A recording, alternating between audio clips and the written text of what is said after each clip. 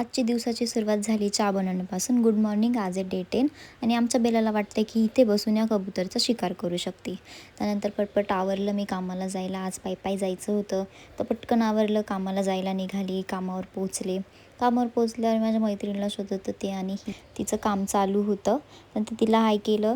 Cash काउंटरला जायचं होतं, कॅश काउंटरला गेले.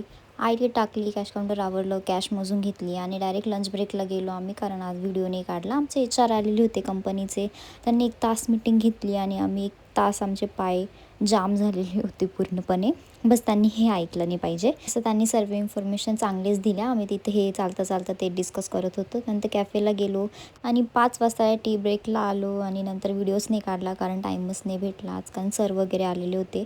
घरी निघाले, घरी पोहोचले तर आमची बाई इथे जेवण करत होती तिचं. मग मी फ्रेश होऊन आले. यार पहिले असं वाटायचं की यार विदाऊट मेकअप आपण कॅमेऱ्यावर कसं जायचं, लोक काय बोलतील, कसं दिसू आपण. पण आता एवढं याचा काही विचार येत नाही. विदाऊट फिल्टर, विदाऊट मेकअप छान दिसतो आपण. पहिले हा कॉन्फिडन्स नव्हता पण आता आहे. एवढं काही वाटत नाही की कसं पण अवतार आहे. आणि मला हे समजत नाही, तुम्हाला समजलं की मला पण सांगा. माझ्या हातावर एवढा रेषा का बरं आहे? म्हणजे मला सर्वजण विचारता, ही मलाच माहीत नाही. तुम्हाला माहीत असेल तर मला नक्की सांगा. चहा प्यायची जास्त सवय. चहा बनवला, चहासोबत टोस्ट खाल्ले आणि ही इथे किती क्यूट दिसती आहे झोपलेली. आणि इथे आमची मस्ती बघा काय चालू आहे. अशी अचानक येते ना, माणूस स्वतः घाबरून जाईल.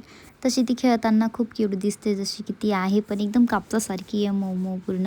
आणि रात्री 11 वाजता इथे मी जेवण करायला चालली. इथे मला आग लावायला खूप आवडतं. माचीसच्या काडीला हो. आणि इथे 11 वाजता माझा टाईमपास बघा, माझी मॉडलिंग, ज्याला की कोणी 0% पण रेटिंग नाही देणार.